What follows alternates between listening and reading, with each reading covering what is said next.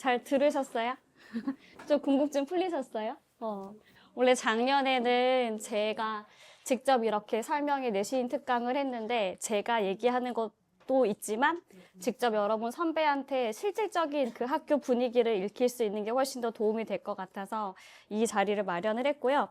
지금 저도 들었는데 굉장히 겹치는 게 많아요. 뭐랑 겹치냐면 제가 여기 보이시나요? 이게 지금 서울대 의대 그 합격증인데 이 친구가 저랑 대치동에서 2년 동안 휘무고 내신을 했던 친구예요. 그래서 이번에 서울대 의대 최초 합으로 정시에 붙어서 저한테 이걸 보내왔어요. 그런데 그 친구, 네, 정시로 그냥 다이렉트로. 그래서 제가 물어보니까 그래 너 정원이 지금 몇 명이었니?라고 물어보니까 지금 아까 우리 김지우 조교쌤도 얘기를 했지만 서울대도 여러 가지 전형이 있잖아요. 근데 수능 정시로만 뽑는 거는 29명이었다고 해요. 그래서 대한민국에서 29등 안에 들어서 여기 지금 갔던 친구인데 이 친구를 제가 금요일에 만났단 말이죠. 금요일에 만났는데 그 친구랑 얘기를 한 거랑 방금 지우쌤이 얘기한 거랑 똑같이 겹친 포인트가 두 가지가 있었어요. 첫 번째는 뭐냐면 학원은 이용하는 거다라고 그 친구가 이야기를 했거든요. 그러니까 이 친구랑 아까 지우쌤도 학원에는 자료를 받으러 가는 거다라고 얘기를 했잖아요. 그러니까 많은 학부모님들과 많은 학생들이 생각을 하기에 학원에서 다 해주겠지라고 생각을 하면 안 돼요. 초상위권 친구들은 이미 다 스스로 갖춰놓고 본인이 공부할 걸 다 갖춰놓고 어느 자료가 좋은가라고 이런 뉘앙스로 학원에 가서 이 사교육 도움을 받아야지 학원에만 전적으로 의지를 한다? 이렇게 하면 점수가 나오는 거에 좀 한계가 있다라는 거죠. 그래서 아까 굉장히 그 비슷한 부분들을 얘기를 했었고요. 가장 중요한 건 학생의 의지예요. 학생의 의지. 내가 컨셉을 어떻게 잡을 것인가. 내가 고등학교에 가서 뭔가 최상위권에 나는 공부로 좀 뭔가 승부를 봐야겠다라고 하면 지금부터 마인드 컨트롤 좀 하셔야 되고 대비를 하셔야 되고 그게 아니고 내가 학교에 가서 나는 대인관계 고민 없이 친구 고민 없이 학교에 해피해피 다니고 싶다라고 하면 그렇게 해도 되기는 하지만 그래도 어쨌거나 인문계 고등학교에서는 성적이 잘 나오는 게 그게 가장 우선적이기 때문에 이렇게 잘 좀 방향성을 설정하는 게 중요하다고 생각을 합니다. 이쪽에 여의도 고등학교, 여의도 여고 지망하시는 학생들이나 학부모님들이 교육에 되게 관심이 많으신 편이시거든요. 제가 어떤 얘기를 들었냐면 목동에 가도 소수학교 취급을 받기 때문에 여의도 여고만을 위해서 하는 학원이 별로 없다.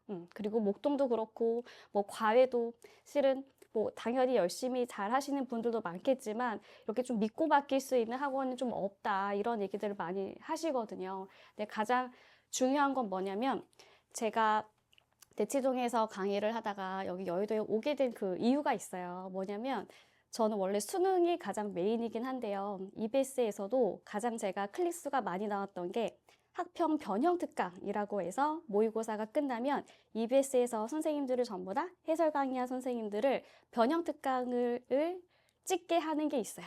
그러니까 변형 특강이 뭐냐면 보통 전국에 있는 국공립학교에서는 부교재를 사설교재를 쓰지 않고 국공립학교에서는 보통 모의고사 지문을 쓰잖아요.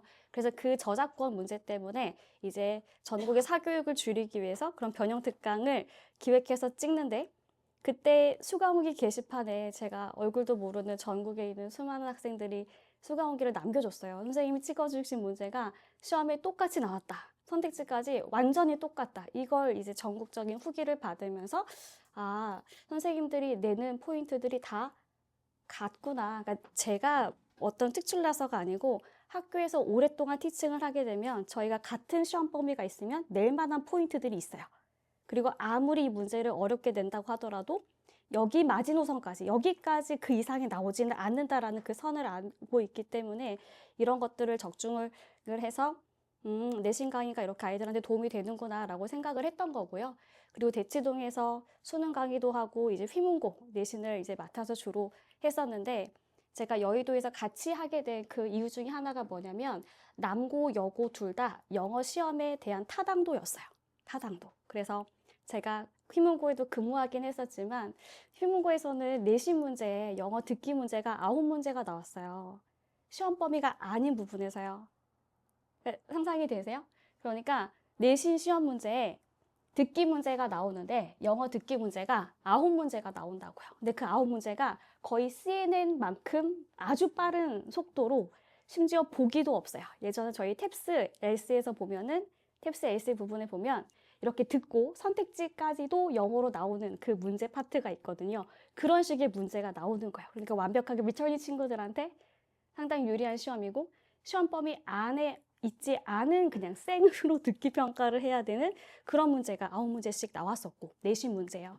그리고 서술형 문제에서는 컴마의 위치가 어디에 있나 뭐 이런 문제도 출제가 됐었던 적이 있었어요. 그래서 말 그대로 내신이라는 건 학생들이 얼마만큼 수업을 잘 듣는지를 체크하는 그런 문제인데 제가 학교에 나오고 나서부터 이제 문제의 흐름이 그렇게 이제 변한 거예요. 출제 기조가. 그리고 제가 휘문고에서 근무를 했을 때는 듣기 평가 부분에 대해서 이건 시험 범위가 없이 내는 건 말이 안 된다라고 해서 제가 있었을 때는 테드 강의를 수업을 하고 거기에서 이제 듣기 문제를 냈었는데 제가 퇴직을 하고 나서부터 이제 문제 흐름이 너무나 학생들한테 이게 과연 맞는 건가. 그래서 대비를 시키는 그런 과정에서도 저도 굉장히 회의감이 많이 들었는데 다시 돌아와서 여의도 남고 여고는요. 문제 중에서 골탕 먹이는 문제는 없어요.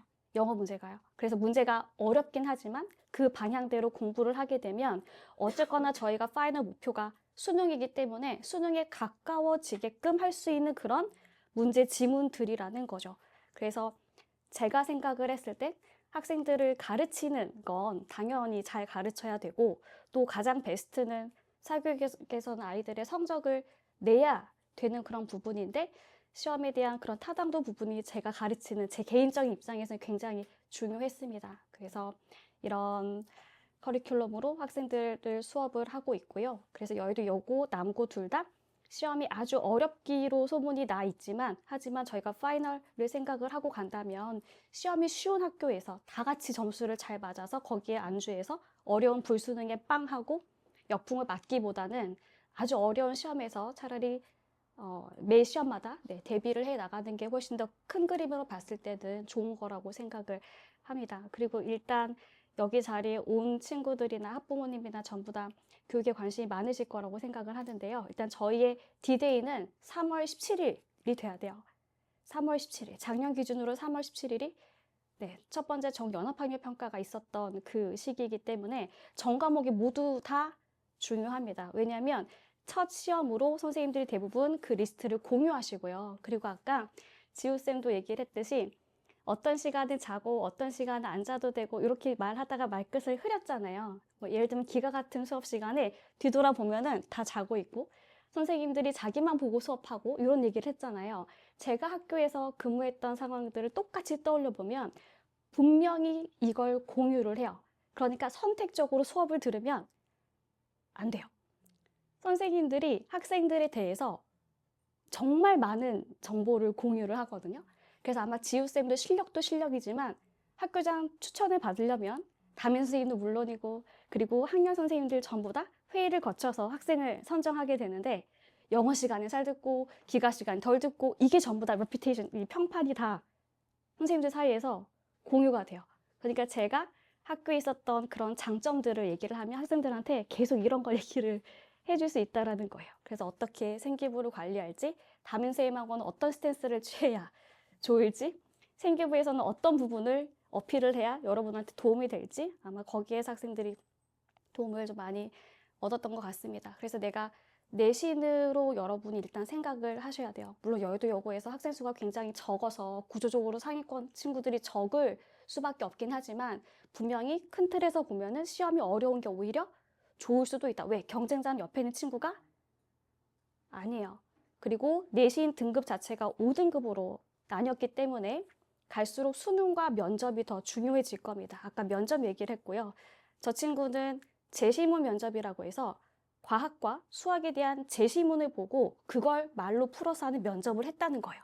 그러니까 이 친구도 굉장히 말을 지금 잘 하잖아요. 그쵸? 이게 또박또박 알고 있는 걸 잘 풀어서 얘기를 하고 있기 때문에 갈수록 말을 어떻게 표현할지 이런 면접의 중요성이 훨씬 더 커지고 있습니다. 이걸 번외로 얘기하면 이 제자가요. 이 서울대 의대 간 이 제자가 굉장히 좀 특이하대요. 원래 학교장 추천으로 그 서울대도 마찬가지고 직윤으로 보통 학교당 한 명씩 뽑는데 올해 아주 대거 의대에서 두세 명씩을 뽑는 그런 아주 특이한 현상이 벌어졌대요. 그 여고도 마찬가지고 남고도 마찬가지고 작년보다 의대 입결이 더 좋은 이유가 바로 학생들을 수시에서 더 많이 뽑았기 때문에. 그럼 그걸 뜻하는 건 뭐냐면 이제 올해까지가 마지막이라는 거죠. 내신이 5등급제가 아닌 친구들이요.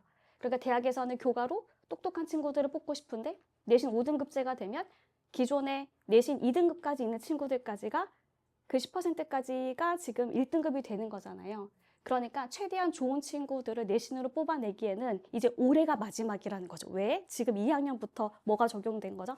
지금 2학년부터 그치 내신 5등급제가 적용이 되어서 그래서 갈수록 면접이 더 중요해진 것 같다라고 그 친구도 이제 얘기를 하더라고요. 그래서 입시는 영어만 잘해서 가는 것도 아니고 국어만 잘해서 가는 것도 아니고 전 과목을 정말 균형 있게 잘 가야 되고요. 그리고 우리가 만에 하나 정말 만에 하나 4월에 있는 중간고사에서 정말 만에 하나 성적이 안 나올 수도 있어요.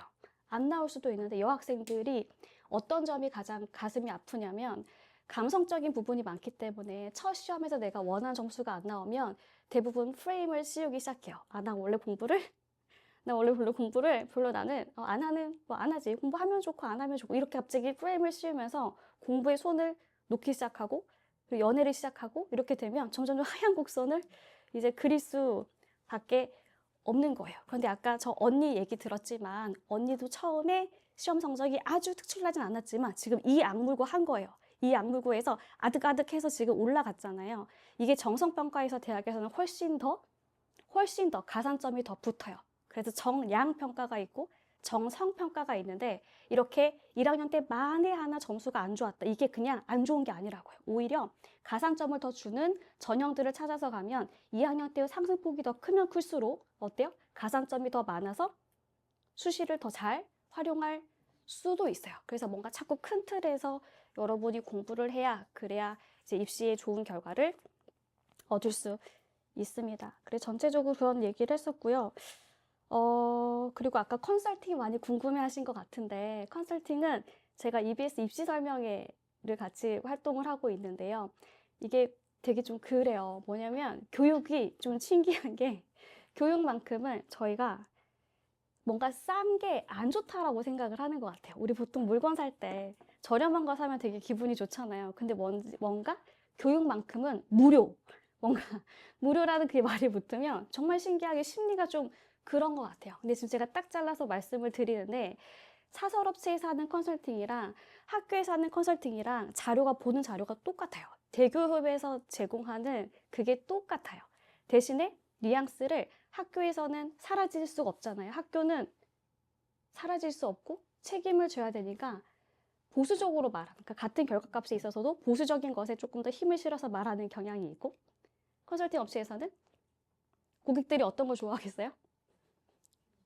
우리 고객님들이 뭘 좋아해?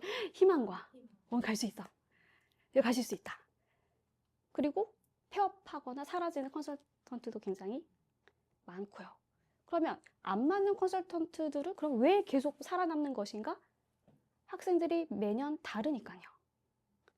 변수가 다르니까요. 제 제자 중에 외대 수시 떨어졌어요.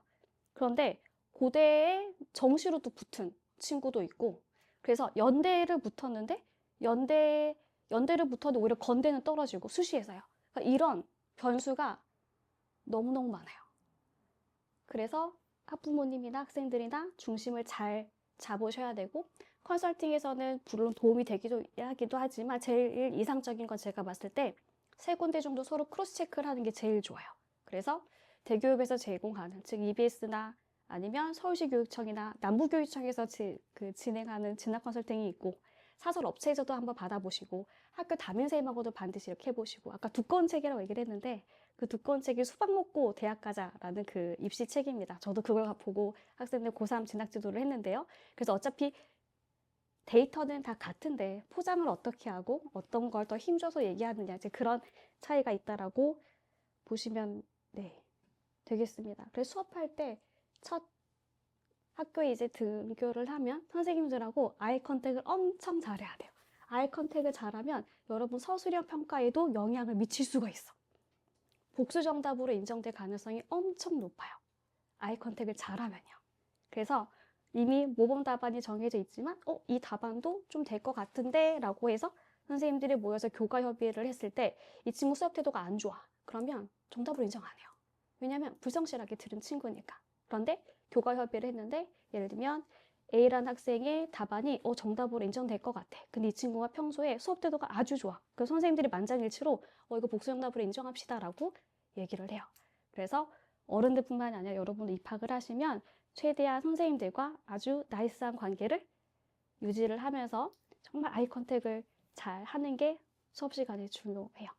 네, 제가 준비한 건 여기까지고요. 혹시 궁금한 부분 있으실까요?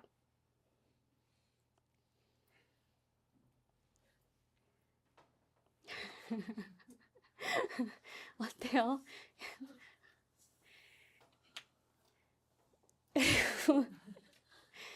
작년에 어떤 친구는 윤중중 다녔는데 그 친구는 어머님이 거의 우셨어요. 여의도여고를 너무 가고 싶었는데 영등포여고를 배정을 받았어요. 그래서 어머님이 진짜 우셨어요. 진짜 우셨어요. 여의도여고 너무 가고 싶은데. 그래서 이건 좀 별개의 말일 수도 있긴 한데요. 여기 지명이 여의도잖아요. 그러니까 여러분 이제 모교가 여의도여고가 되는 거예요. 무슨 말인지 알겠어요?